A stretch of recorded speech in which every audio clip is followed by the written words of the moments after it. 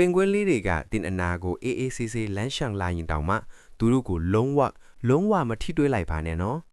တချို့လူတွေကပင်ကွင်းလေးတွေကချစ်စရာကောင်းပြီးရန်မမှုတက်ဖို့ထင်လို့ကင်တွယ်ပုတ်တက်တာမျိုးလုပ်လို့ရတယ်လို့ထင်တတ်ကြပြီမိတ်ဒါဟာတကယ်တော့အလွန်ဆိုးရွားတဲ့အကြံဉာဏ်တစ်ခုဖြစ်ပါလေ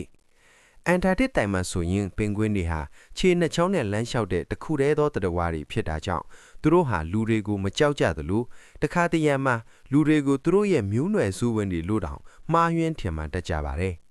ဒါပေမဲ့နေရာအတော်များများမှာပင်ကွင်းတွေကိုထိတွေ့ကင်တွယ်ခြင်းကိုဥပဒေအရတားမြစ်ထားရတဲ့အကြောင်းရင်းတစ်ခုရှိပါတယ်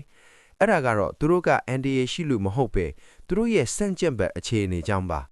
အကယ်၍သင်ကပင်ကွင်းတစ်ကောင်ကိုထိတွေ့လိုက်ရင်သူတို့ကိုနှွေးထွေးအောင်ကာကွယ်ပေးထားတဲ့အစီရွာကိုပုတ်တိုက်ဖယ်ရှားလိုက်တယ်လို့ဖြစ်သွားနိုင်သည်အဲ့ဒီအလွှာမရှိရင်ပင်ကွင်းလေးဟာအေးစိမ့်လာတဲ့အေးဒန်ကိုမခံနိုင်ပဲတေဆုံးသွားနိုင်ပါတယ်